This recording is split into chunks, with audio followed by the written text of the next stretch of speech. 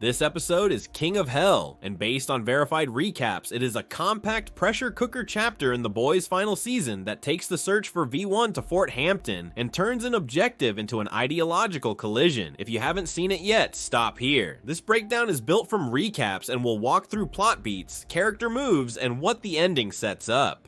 Seriously, heavy spoilers ahead, and I'm sticking to what the verified coverage actually reports. The basic spine of the episode is straightforward and smart. Everyone is trying to find V1, an early form of Compound V, and that single mission pulls the major players into the same place. The location is Fort Hampton, a contained environment that forces the show's characters into proximity and makes tension inevitable. Multiple recaps emphasize that Homelander and Soldier Boy both arrive with the same objective. That overlap isn't a coincidence. It's the narrative match that turns the hunt into a showdown of legacy versus domination. On the team side, the mission doesn't go cleanly. Recaps note that Annie, Starlight, walks away from the group during the operation, which is narratively significant. When your moral anchor leaves mid-mission, the script is telling you that the team is operating on dangerous ground. Other quality of life beats that source's flag. The Deep takes Edgar to Homelander, a choice that reconfigures power and leverage in a way that benefits the dominant soup. Butcher finds a wounded Ryan, which drags a deeply personal family subplot back into the logistical mission, and a reveal ties Quinn, one of Vought's retro-era soups, to the earliest Compound Vi experiments, placing a human face on what might otherwise be a MacGuffin.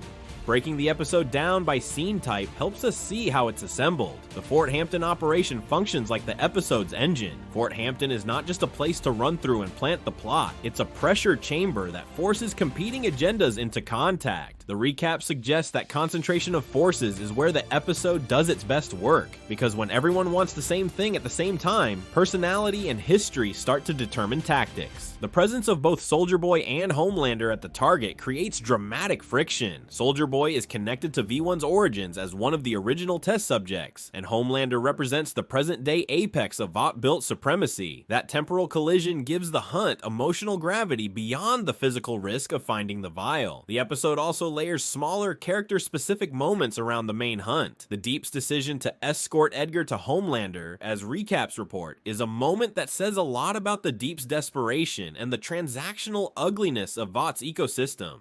Butcher tending to wounded Ryan forces him to reconcile the big picture of stopping Vought with the intimate cost of protecting his family. And Annie's exit is a moral line in the sand. When the mission demands compromises her character can't stomach, she walks. And that departure reshuffles options and responsibility for the people who stay.